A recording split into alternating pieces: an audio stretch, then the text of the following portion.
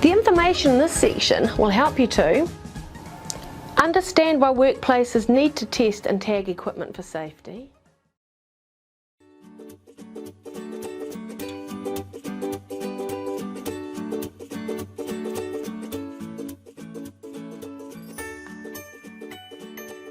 Fonterra sites are very busy places and with many hazards that require your complete concentration. Look out for moving hazards such as trains and trucks, vehicles and of course other workers. Obey all signs, rules and laws on site as you would on the road. You should know the correct load points and traffic flows for all customer sites. And do not use your mobile phone while driving or outside the cab of your vehicle. Failure to follow the requirements outlined in this induction will affect the ability of you and your company to perform Fonterra work.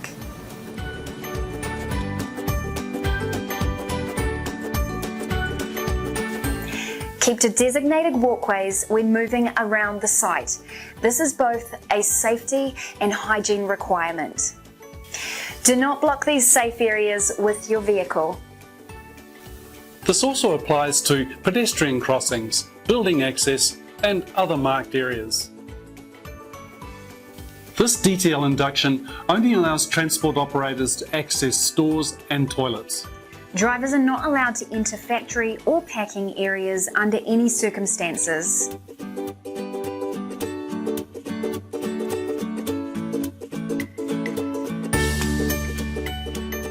Look out for fork hoists, trains and other road and site vehicles, and very importantly, foot traffic.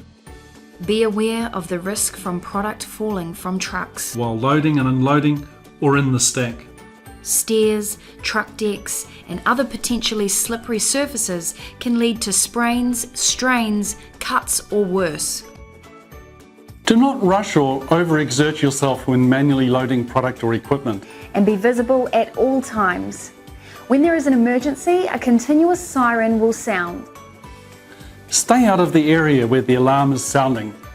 Secure any product if it is safe to do so, then evacuate by the nearest exit. Assemble at your nearest assembly point. You should know where these are, and if in doubt, ask someone. Follow any instructions from the company's safety warden and emergency services.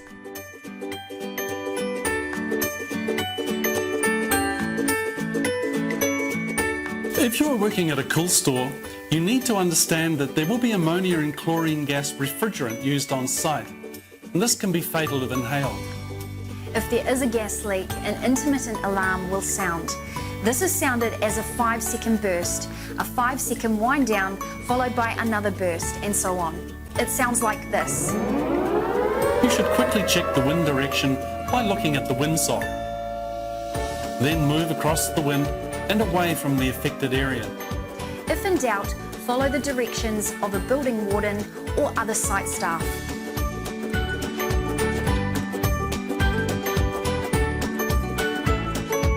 If you're on site at Fonterra and you need to call emergency services, you need to dial 1 for an outside line, then dial 111.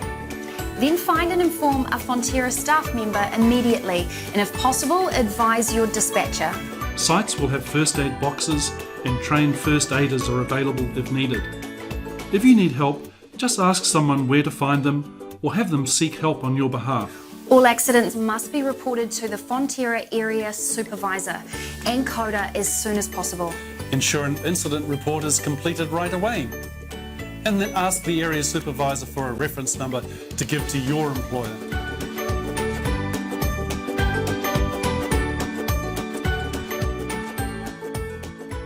Staff must not enter a site if they have or might have been exposed to any communicable or notifiable disease. Instead, they should notify their management immediately. So what is a communicable disease? Let's take a look.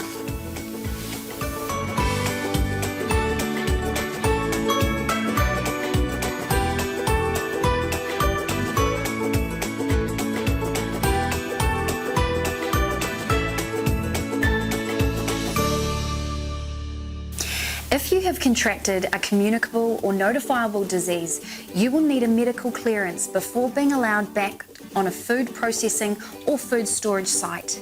For more details, you should refer to our communicable disease policy in your Induction handbook.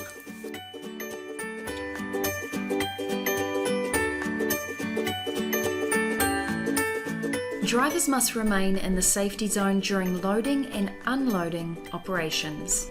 All personnel must follow the driver safety zone safety procedures.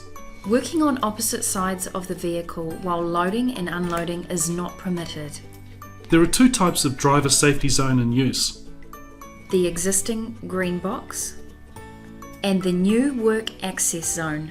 Unsafe practice will not be tolerated.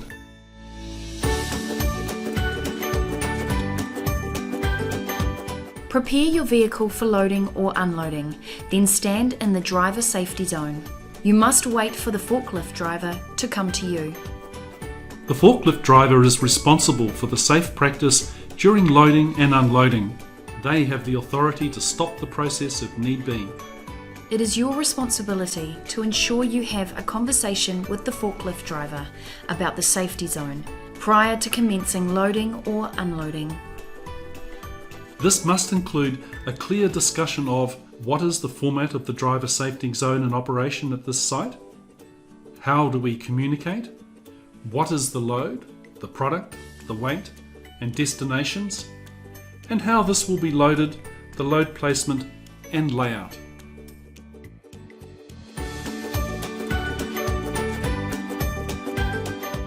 The locations of the zones may vary from site to site. You must not move out of the driver safety zone whilst the forklift is in operation. Follow the forklift driver's instructions at all times during loading and unloading.